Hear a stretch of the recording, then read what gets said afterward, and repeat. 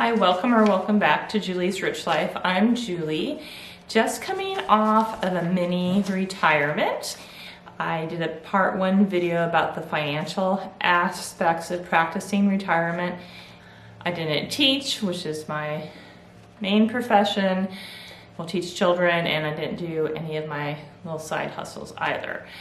So truly retirement from financial, but then also from the obligations, the daily obligations anyway, of running my own Montessori toddler community and also teaching adult learners, which is my side hustle.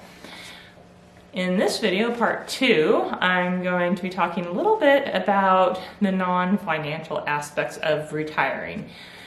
Because maybe you're retired or thinking about retired, or you've talked to a lot of retired people, or you just have, for whatever reason, idea of what retirement will look like. And for some people, they envision like a lot of empty time that they'll have to fill somehow, and for that reason they put off retirement. And then some people have lots of plans already about what they'll do when they're retired, and I'm somewhere in between. So I wanted to have just a real life 1 month with no huge vacation trips or anything to fill that time, and just see what a regular day-to-day would look like in retirement. We did do a couple camping trips and then an overnight trip to a nearby city.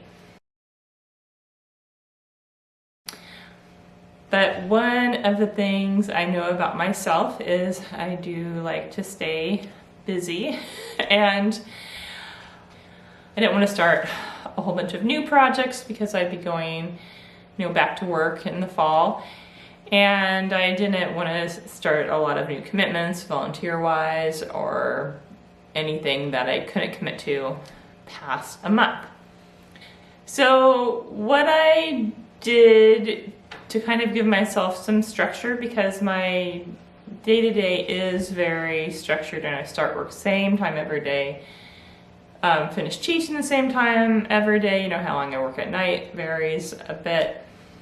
But I decided to make a little schedule for myself during my mini retirement to kind of help me focus. And one thing about my personality is I don't actually like making lists and checking them off and things. That's not in my nature. But I didn't want the month to be over and not have accomplished anything either. So anytime I make a hourly schedule or list or big written down plans for myself, I do tend to rebel against them automatically. So I assigned each day kind of a theme, and then gave myself grace, to not follow that theme or not. So I made myself this little guidance for my days, and I know some of my retired friends would laugh at this because they say your retirement gets filled up really quickly. But what I did is, Monday was my volunteer day. I did have some opportunities to volunteer serving free lunches through my church, which is just during the summer, so I could commit to that and not have to let people down by not continuing in September, because that's over by then. And then on days when I wasn't scheduled to help in that way, I just took some time to think who in my life right now could use some extra help, and then that was kind of my volunteer work, because again, I didn't want to sign up to go help somewhere and then have to stop once I went back to work. And then Tuesdays and Thursdays were my commitment to get out of the house and do something fun, whether that was getting together with friends or a date with my husband or whatever came my way. Some of those days we ended up being out of town or camping too. And then Wednesday was my work on the house day. We don't have any huge projects that we're probably going to do on our house, but I do have little things that needed to be done, and one was just getting new vinyl, just sheet vinyl in our bathrooms because we had some tearing in the vinyl, and scheduling that and being there for that. And then also my doorknobs were just a bunch of mismatched doorknobs, and I think I'd read an article or seen a video about how matching doorknobs are an inexpensive way to kind of elevate your house and have it not feel like a college apartment. So we're almost done with that. It's funny, I guess doorknobs have changed anyway, so we have to actually alter the door on a few of them, and my husband's helped me with a few of those, but we've got a few left, but otherwise that project is complete. And then I have some broken old blinds in my bedroom I want to replace and put up some curtains. So just little projects, no huge projects. And then just also spending more time doing yard work. I actually like doing yard work. I like getting exercise through yard work more than I like, other forms of exercise. But it's really hard to do when you've been teaching long hours and are real tired and it's dark on, most of the year. So doing that also on work project days. And then Friday was my declutter and organize day. I am rather a minimalist. I like purging frequently and organizing spaces. And we have a small house. Our house is like 980 square feet, the house where we live, and then the school off the side is another 600. So it's good to keep it constantly like decluttered and refreshed. So it feels more spacious and homey. So I did that on Fridays, and that I found myself really looking forward to my project days and my organized days. So I might kind of try to keep that going.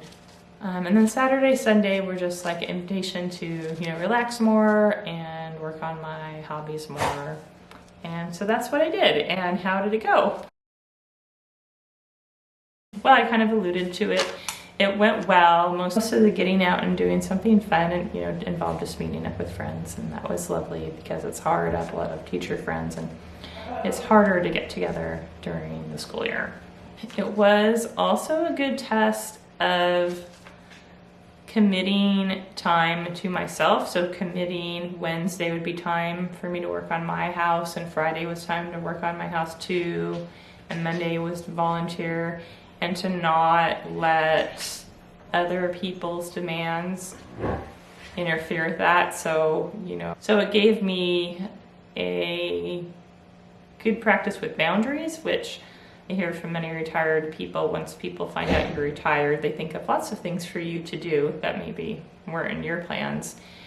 So that practice of saying, no, actually I can't help you with that because Wednesday's full, and not having to explain Wednesday is full with me working on my own house. Like I get to make choices for myself now that I'm all grown up, and that I have Tuesday, Thursday, Saturday, and Sunday that I could help people or get together with people, but committing that time to my own goals.